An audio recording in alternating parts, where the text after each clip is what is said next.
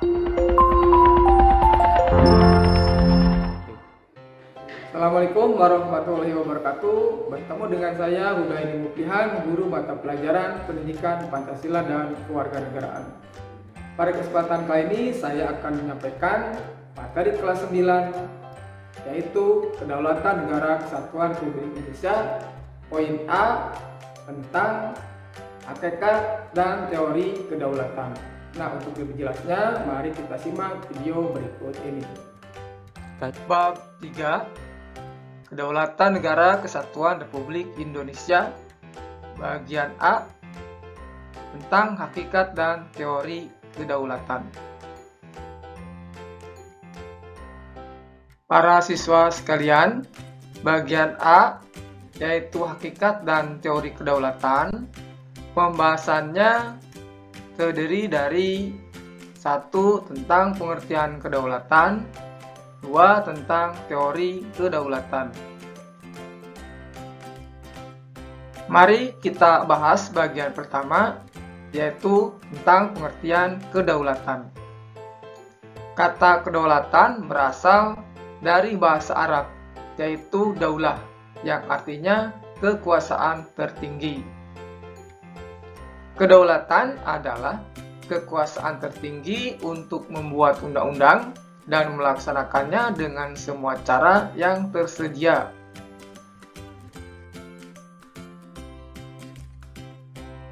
Menurut Jean Bodin, ahli tata negara dari Prancis yang lahir sekitar tahun 1500-an, menjelaskan bahwa kedaulatan adalah kekuasaan tertinggi untuk menentukan hukum dalam suatu negara. Memiliki 4 sifat, yaitu asli, permanen, tunggal, tidak terbatas. Kedaulatan ada 2 bentuk, yaitu A. Kedaulatan ke dalam. Artinya adalah kekuasaan untuk menyusun dan mengatur organisasi pemerintahan sendiri menurut kehendak bangsanya sendiri, serta kekuasaan untuk mengelola semua yang ada di wilayahnya yang mengandung sumber daya alam, baik di darat, laut, maupun udara, untuk kemakmuran rakyatnya tanpa campur tangan negara lain berdasarkan peraturan perundang-undangan yang berlaku. B. Kedaulatan keluar, yaitu kekuasaan untuk berhubungan dan bekerjasama dengan bangsa lain tanpa terikat oleh kekuasaan lain.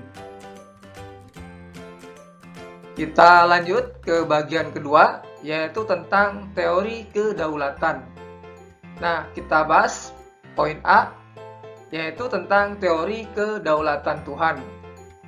Menurut teori ini, negara dan pemerintah mendapat kekuasaan tertinggi dari Tuhan sebagai asal segala sesuatu atau causa prima. Pelopor teori kedaulatan Tuhan ini diantaranya atau antara lain Agustinus, Thomas Aquino, Hegel, dan Stahl.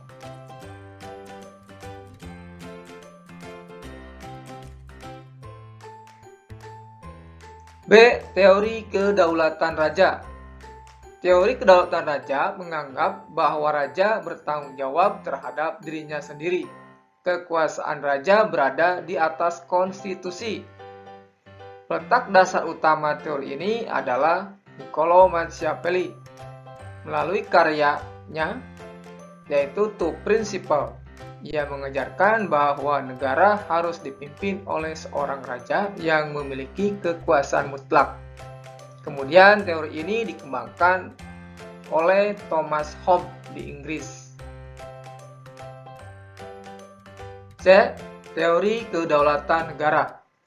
Menurut teori ini, kekuasaan tertinggi terletak pada negara. Sumber kedaulatan adalah negara, yang merupakan lembaga tertinggi kehidupan suatu bangsa.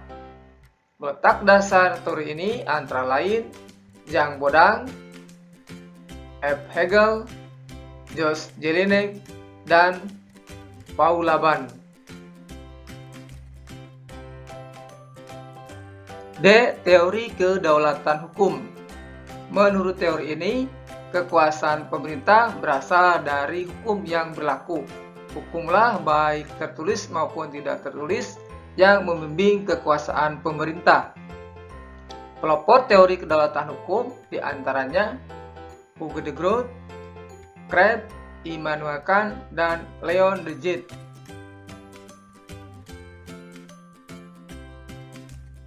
Teori kedaulatan rakyat. Menurut teori ini, rakyat merupakan kesatuan yang dibentuk oleh suatu perjanjian masyarakat. Kemudian, sebagai pemegang kekuasaan tertinggi, rakyat memberikan sebagian kekuasaannya kepada penguasa yang dipilih oleh rakyat, dan penguasa tersebut harus melindungi hak-hak rakyat. Tokoh yang mengemukakan teori ini adalah Montesquieu, kemudian J.J. Rousseau.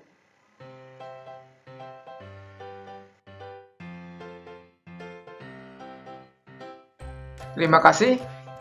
Apabila ada materi yang kurang dipahami, silahkan tonton kembali videonya atau bisa bertanya langsung kepada guru kalian.